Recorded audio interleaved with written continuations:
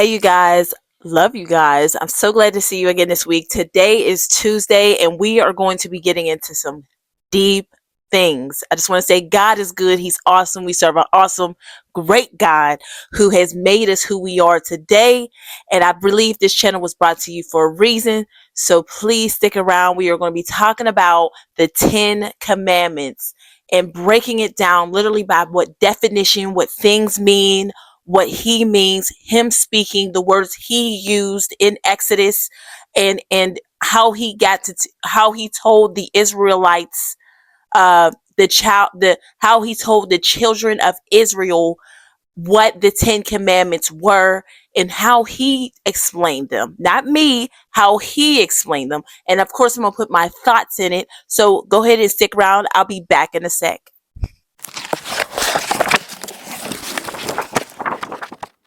Okay, so let's go ahead and pray. Father God, I thank you for what you have done for us. Lord, I thank you for who we are today, what you have created us to be. And I thank you for the motivation that you give us every day to get up and to praise you today on this beautiful day, Lord. It is Christmas Eve, and I just want to thank you for today. I thank you for the families that are going to be bonding together, Lord. I thank you for the ones who are feeling love today, Lord, that hasn't felt loved in a while. Lord, I pray over the families today and spending time with one another. You brought us together, Lord, in the way of you, Lord, in the way you want us to be. And I thank you for families, love, and joy today. And I hope we the word that we use today, the words that we learn today, connect one another, connect more people, Lord, in your way. In Jesus' name we pray. Amen. All right, so let's get into this Bible study. We will be getting into Exodus. Not Bible study, but today's Tuesday. We're not going to call it Bible study. We're going to call it just a learning day. But we are studying the So I'm going to get into Exodus. I'm breaking it down from chapter 19 in Exodus. You will find the verses about Exodus in chapter 20. But we're going to start from chapter 19. I'm just going to break it down real quick, because I like to study around the verse, around what we want to study, because we can't just hop right into the verse. You have to study around it so you can actually understand who he's talking to, right? Understand his location, what he looks like, get the image down, because when we manifest him, we believe in him. We start to create an image of him that makes us understand his word even better. So I started on chapter 19. Shout out to Miss Joe. We studied the verses together. She helped me kind of maneuver around what I need to learn. So let's get into this Bible. So I'm going to start off with just breaking down chapter 19. So in chapter 19, Moses was connected with God. He was his messenger. He spoke to the children of Israel through God. So God would give Moses a message, right? And then Moses would interpret or give it back to the children of Israel. So at this point, God saved the children of Israel and moved them to Mount Sinai. Excuse me, Sinai. Sometimes I don't know how to, pronounce, but I'm gonna have some words up for you. But anyway, so he brought them to Mount Sinai. Okay, they were on the base of the mountain, not on the top of the mountain. I put that out there. I bring that up because that's where God came up at, right? But we didn't get there yet. God used Moses to bring the people, the children of Israel, to Mount Sinai and save them from, I believe it's Pharaoh. I'm sorry, I haven't. So I looked at it. It looks like it's Pharaoh is the king who Moses took his people from. I say his people because those was his relatives.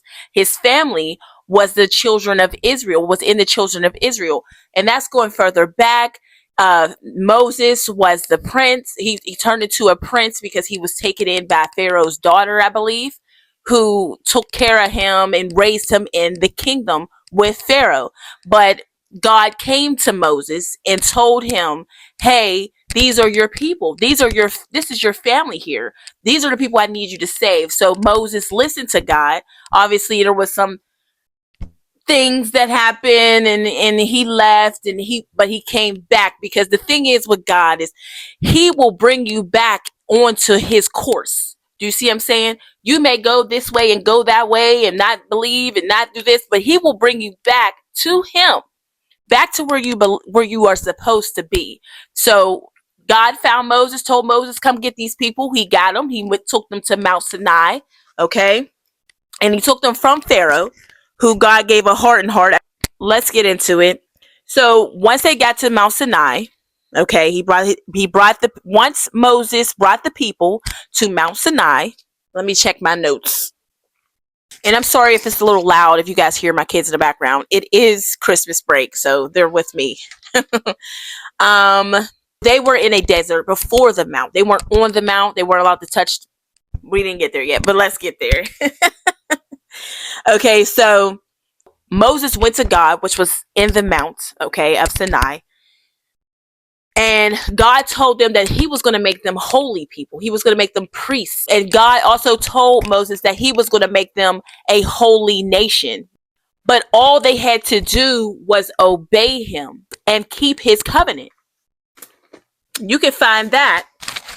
So that's in verse 5. Now, therefore, if ye will obey my voice and indeed and keep my covenant, then ye shall be a peculiar treasure unto me above all people, for all the earth is mine. Verse 6. Ye shall be unto me a kingdom of priests and an holy nation. These are the words which thou shalt speak unto the children of Israel. So he was speaking to the children of Israel, right? He was telling them, I will make you great people. I will make you above all people. My husband was telling me that they were the chosen people. Obviously, I have to do a little more research on that, but it really does sound that way, since he came to them and he told them, hey, I will make you kingdom of priests and a holy nation. All they had to do was obey and follow his covenants. After he told the people, after Moses told the people what God said, right? Because this is God speaking. This is God telling Moses, hey, tell these people these things. And after Moses told the people what God said, this is what happened. In verse 8 of chapter 19, and all the people answered together and said, all that the Lord has spoken, we will do. And Moses returned the words of the people unto the Lord. So they were like, we will do it. No question. This man who has saved us, right? Because they know who saved them, right?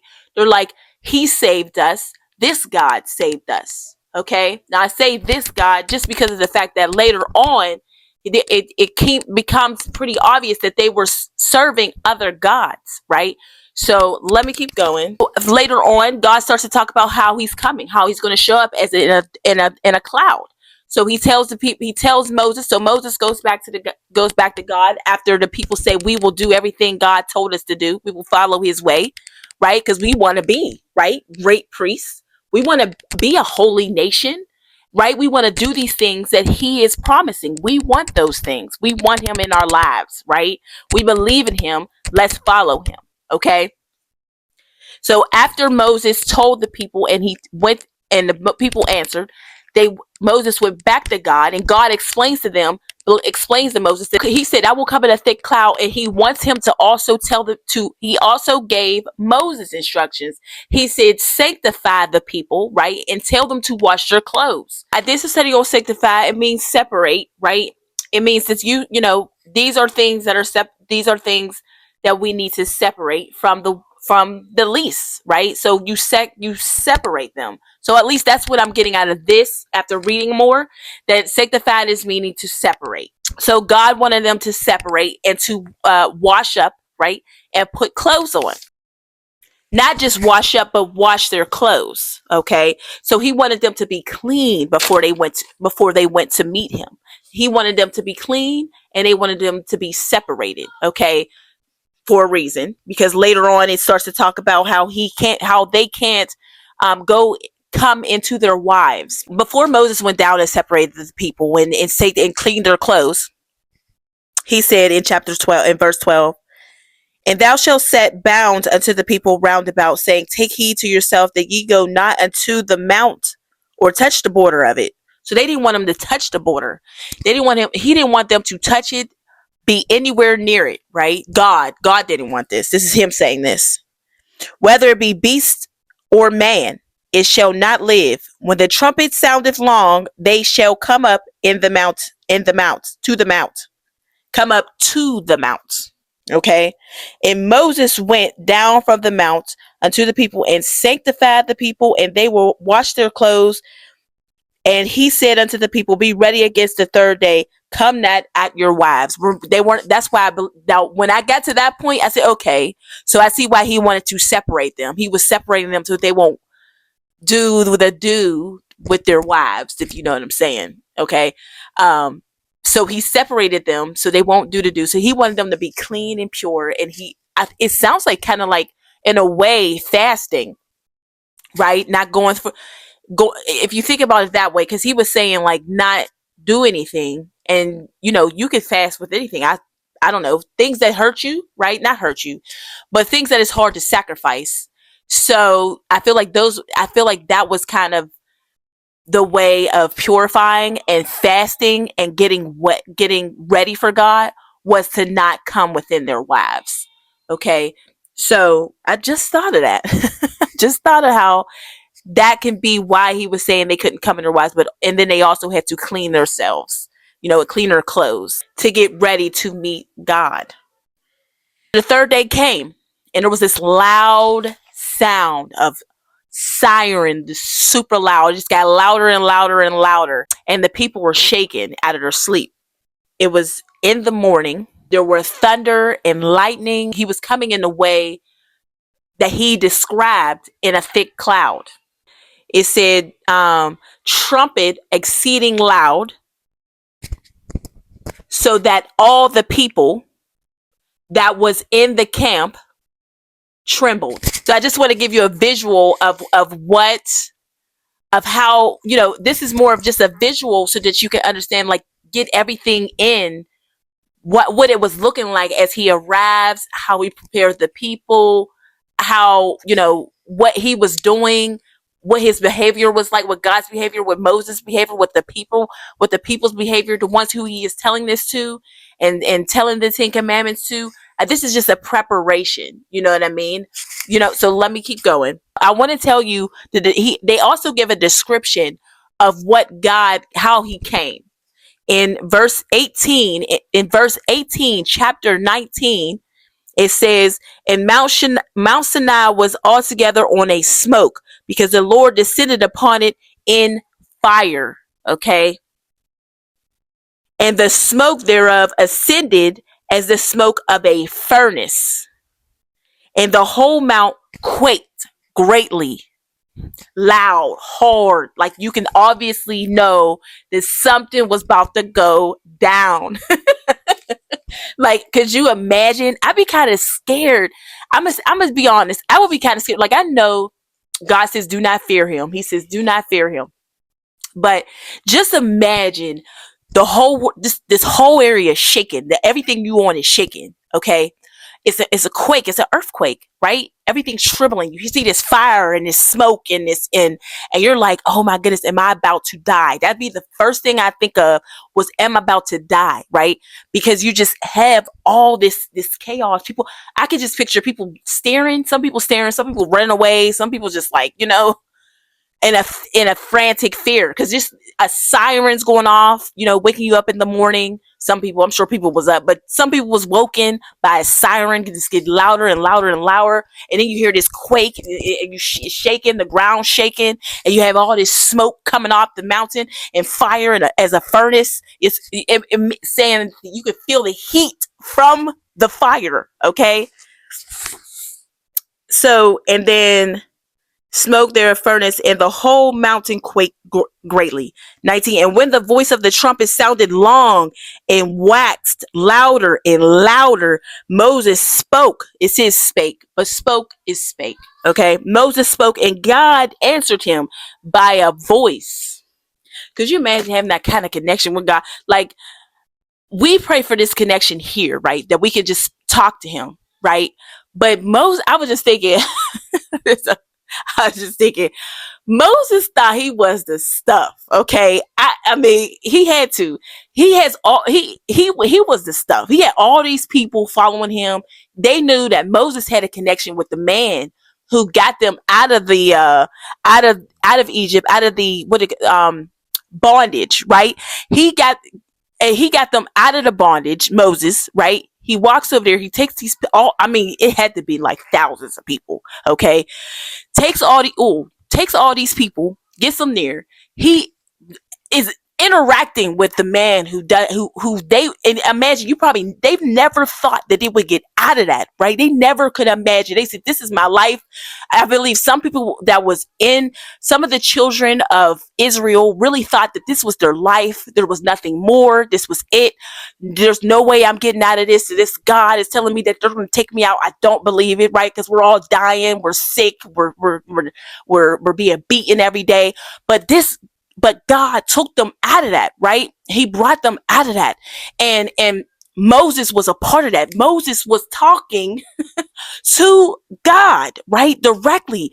And I would have just been looking at Moses like, because literally he is amazing. And I believe that certain people, God is Muslim, but I'm just saying that God chose Moses to get them out of here. So then you have Moses, like, okay, he's like, hey God, right? He's like, what's up, God? Are you there? Right?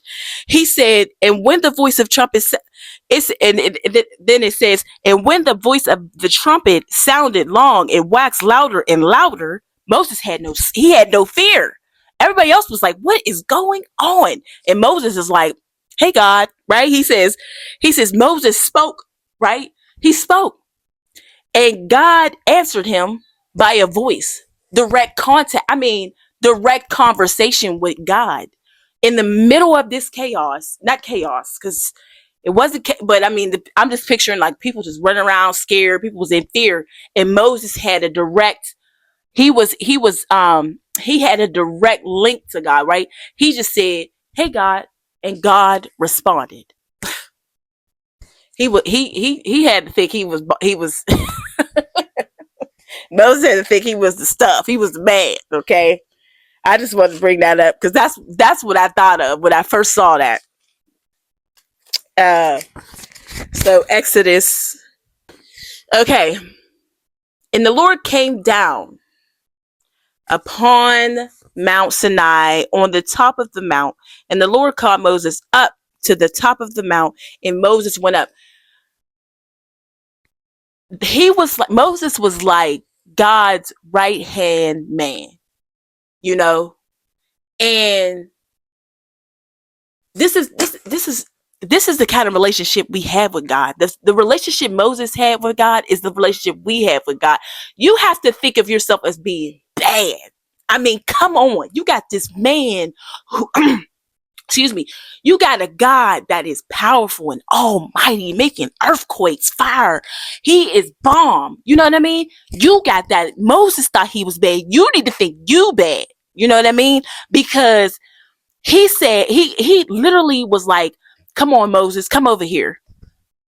Like after all this, okay, after all this that went down, the fire, the quake, and all of that, and then you got God saying, come, as in Moses, asking Moses directly to come.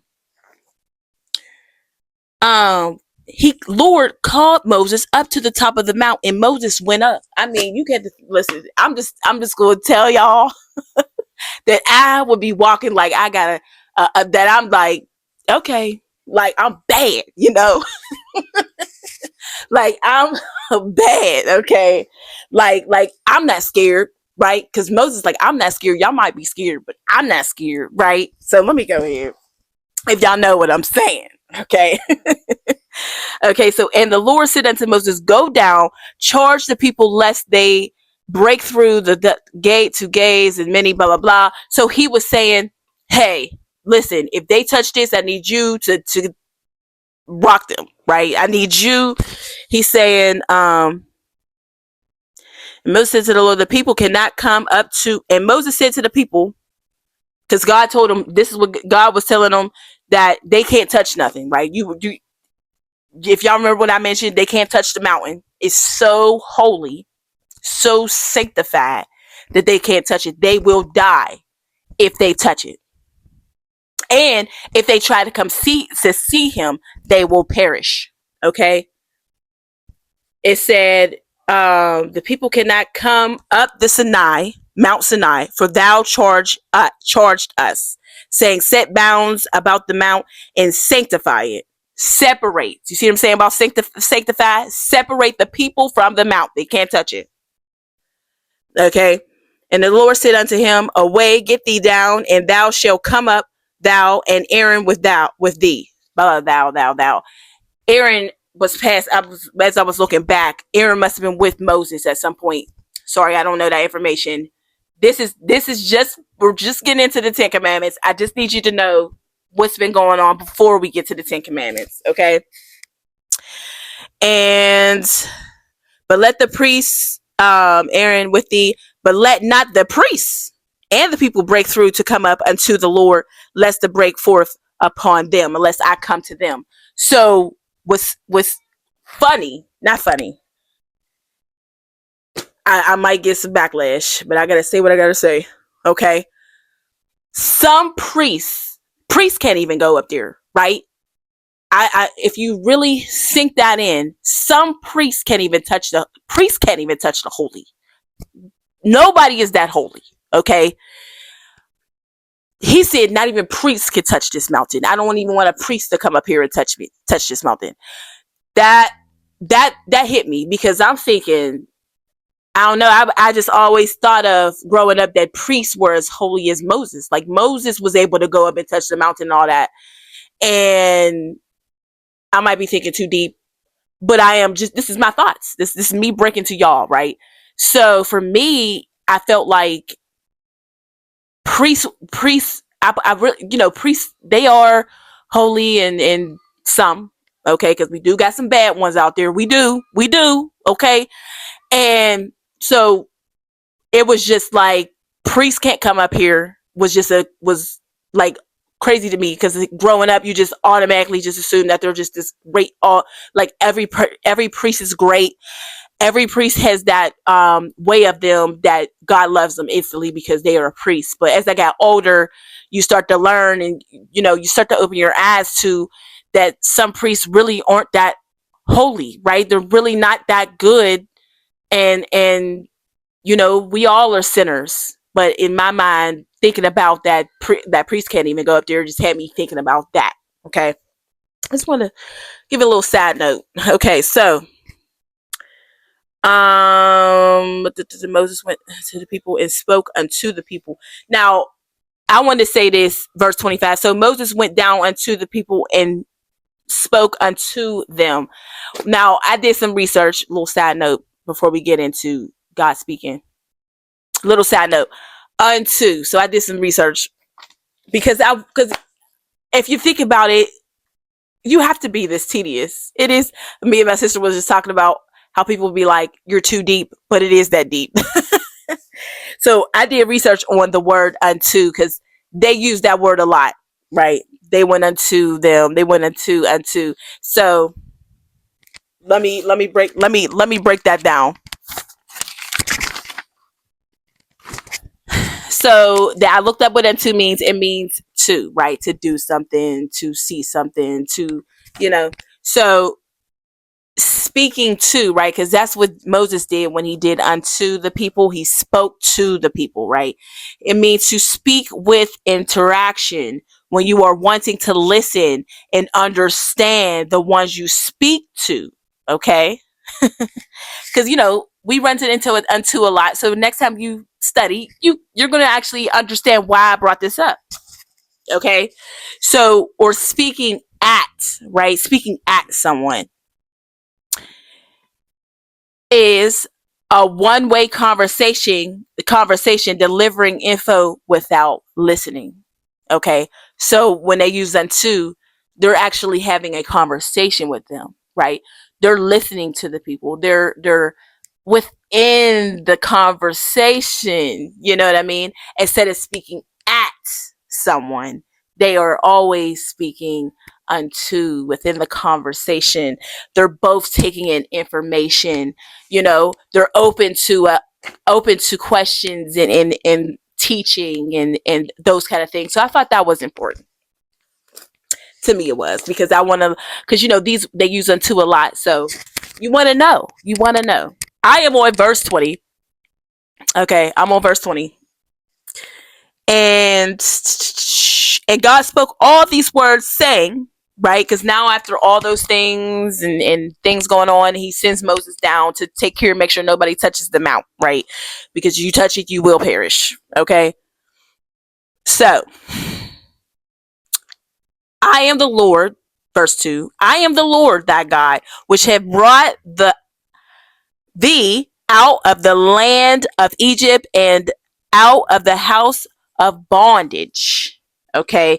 So he's like, I am that God that got you out of that bondage. I am the one that saved you. No other God, no statue, no image, no none of that. I am the one who saved you. Listen to my words. Okay.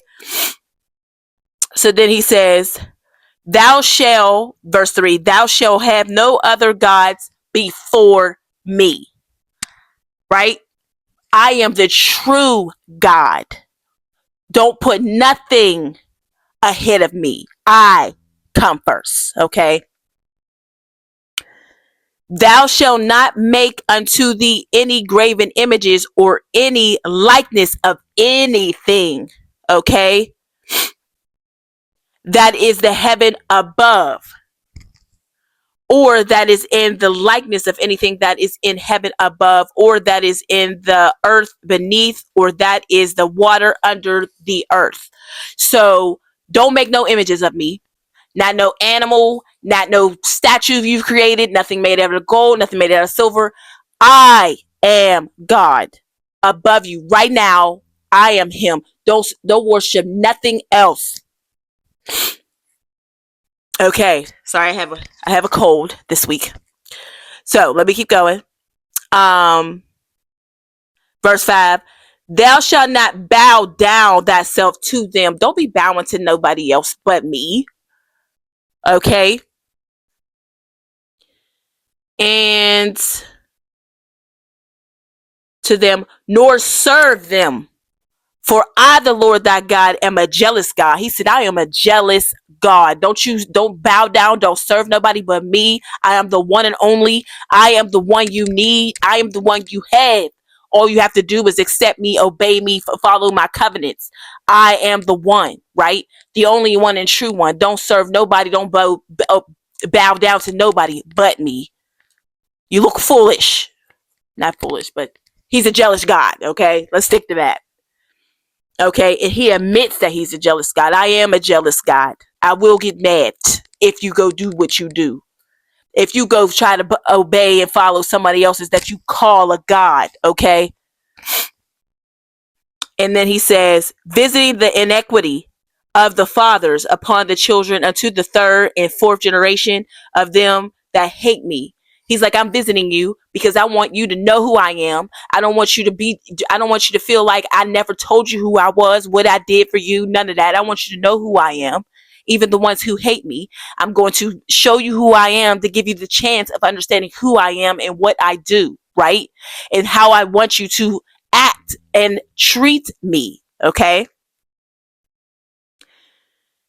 He says, and showing mercy unto thousands of them that love me and keep my commandments. Did I say covenants? Covenants is the same. I said that a couple times. Covenants. Okay, covenants is a thing. All right, because I'm like, all right, so now I'm hearing commandments, but then I'm hearing covenants. But anyway, where was I?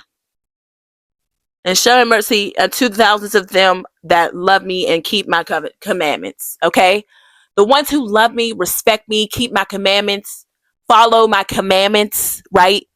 I will love, I will take care of, I will give grace and mercy to. Okay. And then verse 7 in chapter 20, we are on. Thou shalt not take the name of the Lord thy God in vain, for the Lord will not hold him guiltless that taketh his name in vain. You will be guilty if you use his name in vain. Do we know what that is? Saying OMG. Okay. So let me get into this. I looked up the word vain. Okay. I had to look up the word vain. Yes, people, I had to look it up. We may have an understanding of what things are vain, but I feel like we should do more digging. Just a refresher or an understanding. So I looked up vain. It says empty, worthless, nothing. That when you use his name in vain, that's what you're saying. Yes, we might say when we were kids, and we might sometimes we say it now because you know what? I haven't seen a OMG in a while, but I'm just saying we shouldn't be doing that because that's what you're saying he is. Empty, worthless, nothing. So let's try not to use that. It makes him feel that those words that using his name in vain is what you feel he is. Nothing, worthless, and empty. Using his name to make a promise that you won't keep. Okay? It made me think of the courthouse. I did some research because I had to look up because I haven't been in a courthouse. You see it on TV, but you don't really know. But I look it up and I'm looking at how do they swear on the Bible at in the courthouse. And, they give you a Bible. They say, do you want to do it on the Bible or you don't? Some people say, yes, I want to use the Bible. Some people say no, right? Because you're swearing that you will tell the truth, the whole truth, and nothing but the truth. Okay. So when you do that, that's okay. But when you lie on it and you're not going to keep it for a fact, that is using his name in vain. Okay. It is calling you a liar. It's being sworn in to tell the truth and nothing but the truth. If you lie on his name, use his name in vain, you will not be held guiltless. You will be guilty. You will be a liar. Okay. So let's go on. I hope you guys are having fun. I'm having fun. Just check on your mental. I hope you guys had a notebook. I forgot to literally remind you to get a notebook. I've been writing. I'm reading my notes from when I studied this study. But I hope you are having a notebook. And oh yeah, don't forget to subscribe. Please subscribe to this channel so we can become one, so we can learn together. Okay. So you can go in my comments and you can say, oh, Natalie, what about this? Or what about that? Or how do you feel? Or you telling me how you feel. I've got a couple comments about some things that I've done and said, good and bad. But I am a vessel of God, and he was told and talked bad about and told crazy stuff too, I'm sure too. So this is why we need to stay prayed up and motivated because of him. As long as we keep our focus on him, that's all we need. Understand? That's all we need. So let me keep going. Okay, so the next one is vain. Number 8. Okay. Remember the Sabbath day to keep it holy. Now, the Sabbath day. Everybody has their day. Some people say Wednesday. Some people say Friday. Some people say Sunday. Meanwhile, I want to say Sunday is when we go to church, right? We go to church on Sunday, and people call it the Sabbath day, the holy day, which we're not supposed to do anything. You're not supposed to be doing nothing on the Sabbath day. You're supposed to be relaxing and chilling, but some people that say Sunday is the Sabbath day still go to church. Yes, you can pray at home. You can pray at home. So let's go ahead. So the Sabbath day, let me just read 9, 6 days shall thou labor and do all that work. Okay. God worked, God God worked for 6 days, okay, and rested on the seventh day. That's why he's saying that you can work all 6 days. All 6 days you can work, except for the seventh day. Okay, I believe it's Saturday. We're not supposed to do nothing on Saturday. Do I follow that? Do I follow that? I do not. I'm gonna be completely honest. I'm still working. I'm still figuring things out for me and what I need to be doing and things. I'm still learning and growing. But I haven't treated the Sabbath day like the Sabbath day should be treated, right? So I wanted to do a breakdown as quickly and easily as I can of the Sabbath day and why I believe the Sabbath day is Saturday. Now I had to do some scribble scrabble. Okay, scribble scrabble. Okay, so I'm just gonna break this down. Okay. If you think about it, he said evening and morning is a day. Meanwhile, we think it's morning, noon, and night. But for God, it is evening and morning is the one day. If you go to Genesis verse 1, it says evening and the morning were the first day. Okay. He also mentions evening and morning on verse 6 in Genesis. Okay. And so was it mentioned on verse 6. So God rested on evening and morning. Okay.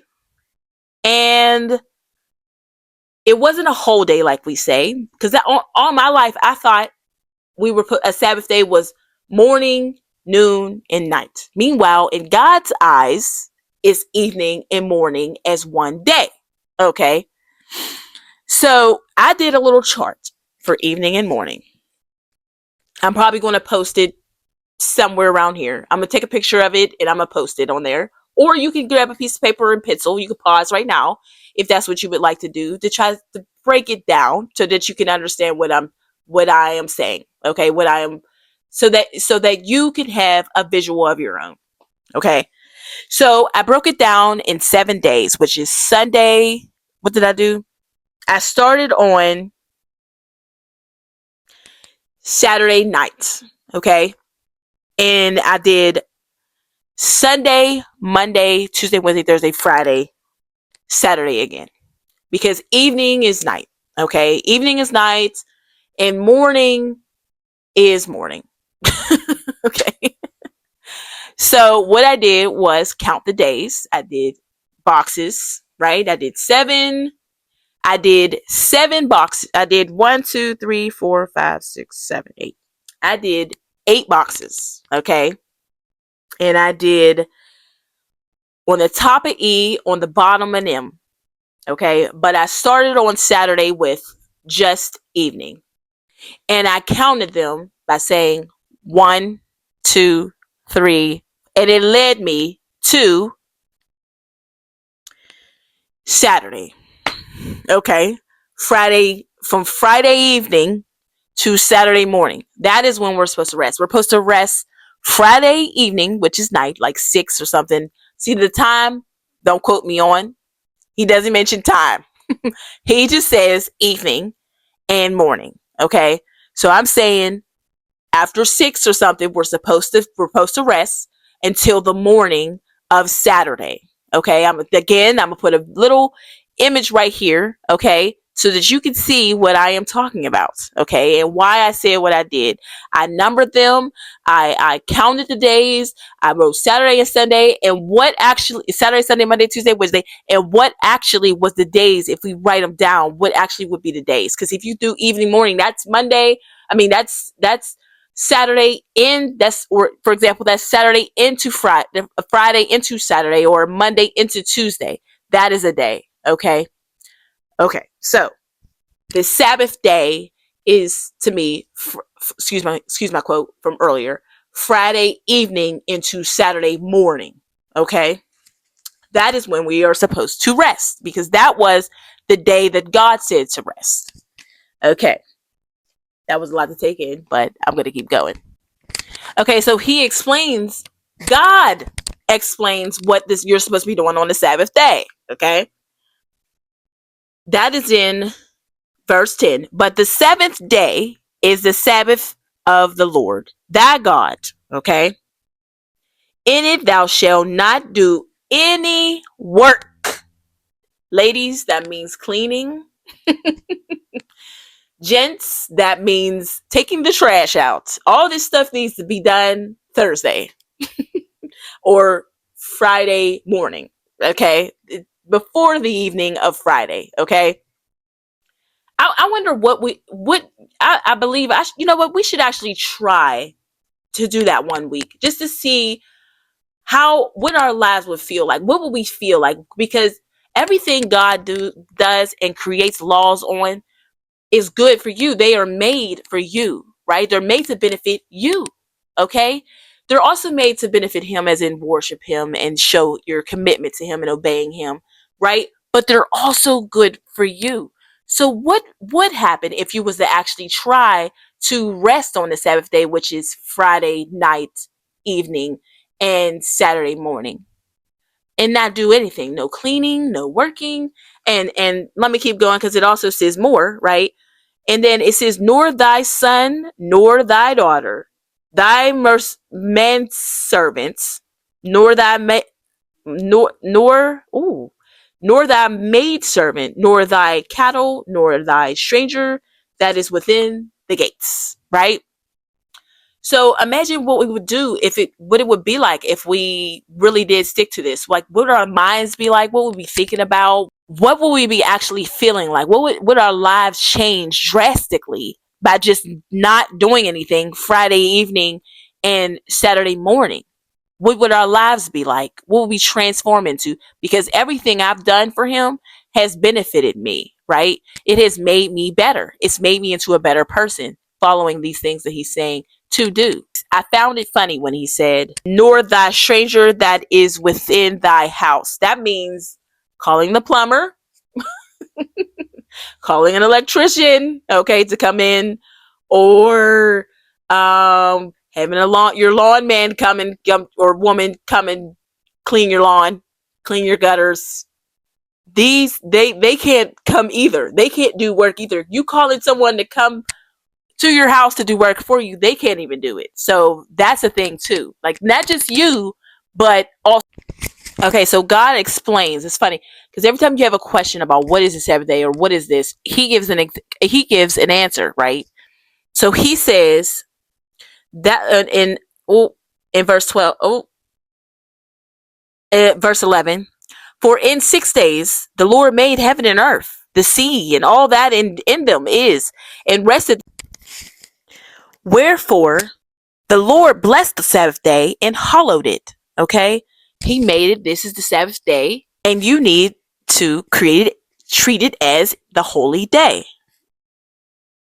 Okay, verse 13.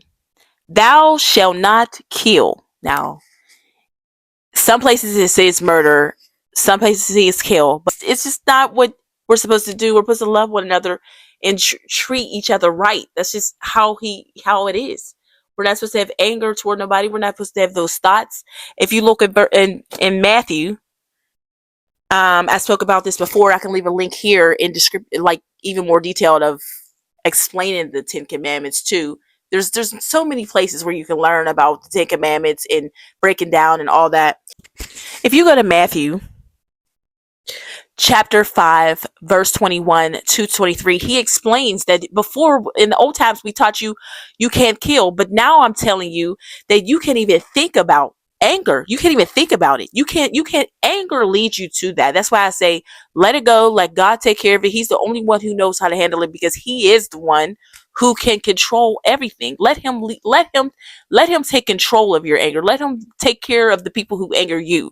You don't need to worry about those things. He doesn't want us to stress. Okay. So when he says thou should not kill, now he's saying you can't even think about it, right? You can't even picture what kind of damage you can do to a person. So don't do it. Just give it to him. Okay. We can't even put it in our minds. We can't even think about it. Okay. That is a sin.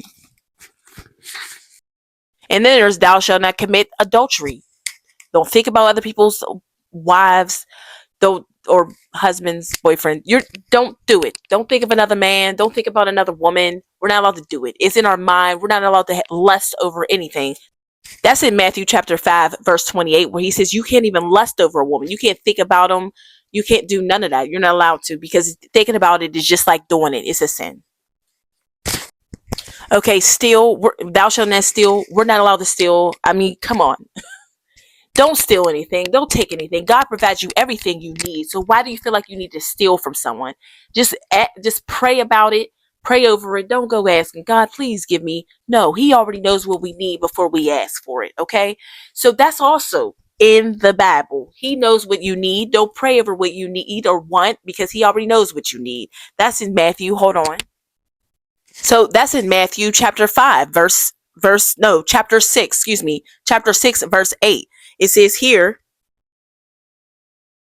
be not ye therefore like unto them, for your Father knoweth what things what things ye have need of, before ye ask him. He already knows. He already gave you what you needed.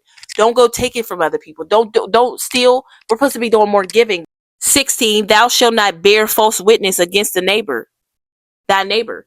He doesn't mean that neighbor is your next door neighbor. He means the person you're with. You just met at the store. You know, a stranger.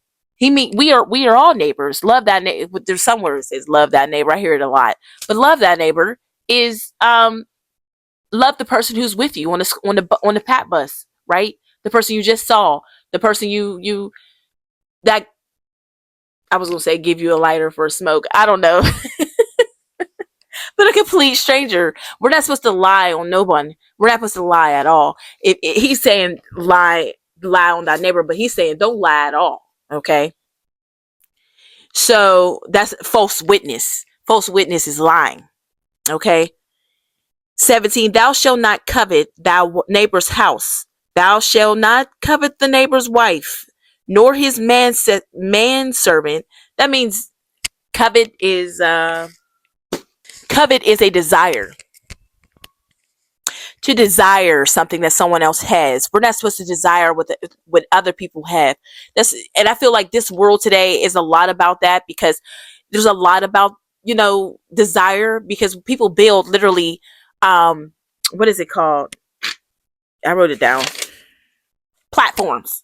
People build platforms, the social media accounts, on how to be have this much muscle, or how to lose weight, how to be skinny, and makeup, and money and cars and houses and families. People literally build platforms on people wanting what they have. You know what I mean? We're not supposed to want what they have when we have what we have. We just need to make ourselves better, and we just need to work on ourselves. Don't sit watching what other people have and wishing that you have what they have, because you can also get what they have if you work on yourself. Okay?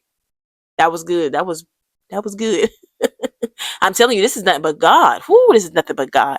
Okay? So if you work on you, you'll be able to get that car. If you work on you, you'll be able to get that money. If you work on you, you'll be able to get that body. If you work on you, you will be able to have that family, that husband, that wife that you want.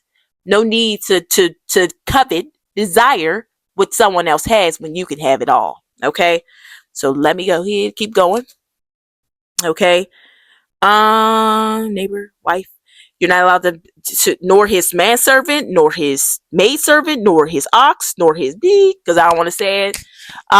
Nor anything that is the neighbor's. Okay, in verse 18, and all the people saw the thunderings and the lightnings and noise of the trumpet and the mountain smoking, and when the people saw it, they removed and stood afar off. They were afraid. They were afraid. But I'm gonna end it right here, because we don't need to go no further. I got you what you needed. The 10 Commandments, what God looked like, the image of what he was looking like, and how he was acting, how he was giving the people, how he was teaching the people, how he used Moses as a vessel to get to the people, so that they could understand and not be in fear as he was explaining. He got the people ready, right, for his word. I mean, this is just, and I just love studying. I just love studying the Bible because it really just makes you like study. We are studying God. This is studying God's work right now. When you are this whole thing today, I really hope and pray. I pray that you got in the word today and got to understand why I started from where I started and got to where I got to. I'm going to end it right here. I love you guys very much. Okay. And I just really want you to understand what I'm saying. If you don't understand, please leave some questions below. Don't forget the subscribe button. Subscribe. I love you guys. Listen, and the new followers I got this week, I'm so blessed. And I've noticed that for me, when I get a new subscriber, it's really like, okay, I'm really impacting people's lives. You know what I mean? That God is using me to get to them, to make them want to hear more about him. Because at the end of the day, this ain't about me. This is about God. Okay. So I thank you guys for being new subscribers this week. I thank you for the ones that's liking, commenting, asking me questions. Please ask me questions. Okay. Because when you ask questions, it makes me want to do more studying because I don't want to give you the wrong answer. Okay. I'm just going by the verses. Okay. Going by what God said, not by what I'm saying. Of course, I got some testimonies because I've lived through some stuff, but I'm just trying to tell you that I love when you ask questions. Please ask me questions. So I'm going to end it right here. I don't want to hold you because I know it's Christmas Eve. And if you're getting this on Christmas or whatever, thank you for chiming in. Now, listen, I love you guys. Please have a blessed day, blessed rest of the, I'm going to see you Thursday. But I pray for you guys. I bless you, love you. Have a happy holiday. And I will see you again on Thursday. Deuces. Love ya. Love ya.